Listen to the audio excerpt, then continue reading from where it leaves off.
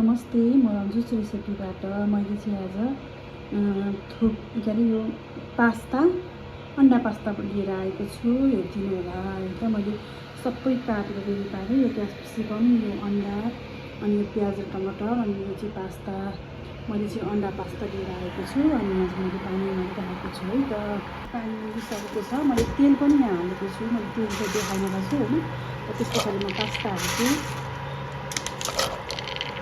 नुन पनि हालेको छु। मैले नुन पनि हाल्नु भने चाहिँ नुन र तेल अगाडि नै मैले अलिअलि हालिसकेको छु।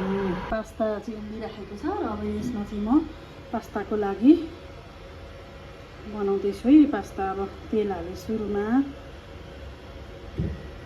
त्यसपछि तेल अलिक धेरै तातो भइसकेपछि चाहिँ म के राख्छु हेर्दै जाँदै भयो है त।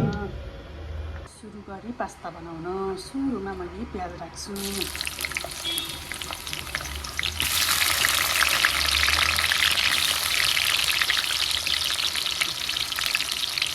अरू भिडियोमा खालि अदुवाको लसुनको पेस्ट लगाएको थियो भने यहाँ चाहिँ मैले अदुवा र लसुन मसिनो गरेर काटेको छु र त्यो लाउँछु। हरियो लसुनको पत्ता पनि राख्छु। राम्ररी चलाइसकेपछि क्याप्सिकम पनि राख्छु।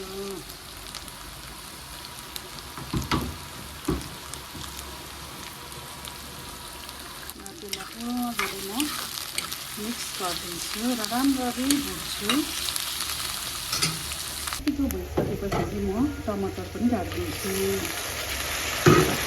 टमाटर पनि मैले पेस्ट बनाएको छैन र यसमा अब म बिगार्दै कस्तो हाल्छु भन्ने कुरा हजुरहरूले देखि हाल्नुहुन्छ। सुरुमा बेकार राखेँ। त्यस पछाडि मसलाहरू राख्छु। मसलाहरू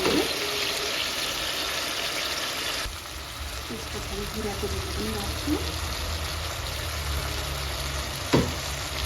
मजाले चलाइदिन्छु।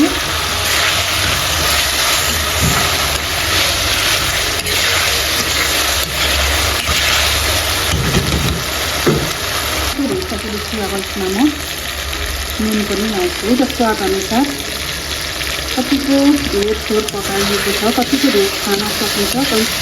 कसैले नुन चर्को पनि खान सक्नुहुन्छ र कसैले चाहिँ ठिक्क आफ्नो स्वाद अनुसार लगाउने पनि राख्नु। यतिको भएर एकछिन छोपेर पकाइदिन्छु। त्यस पछाडि म पास्ता लगाउँछु।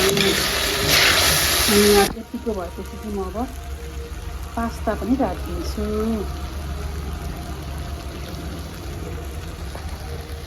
लगाएपछि चाहिँ म मिक्स गरिदिन्छु। मिक्स गरेर यतिको देखिन्छ। हुन्छ गेडागुडी पनि लाउन सकिन्छ तर मैले चाहिँ गेडागुडी आजकोमा चाहिँ लाइन। अरू कुनै बेला बनाउँदा गेडागुडी रातो पनि देखाउँछु।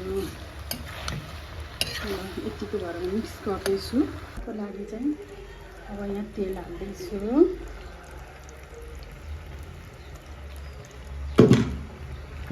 हालेपछि चाहिँ मैले अन्डा केही नहाली सादा हल्का नुन हालेर बनाउँदैछु। अलरेडी पास्तामा मसला भएको कारणले गर्दा यहाँ चाहिँ नुन हल्का बाहेक अरू ग्रुप नलाउँदा पनि हुन्छ। अब पास्ता चाहिँ जो लगभग पाको। अब सर्भ गर्ने बेलामा म हजुरहरूलाई देखाउँछु।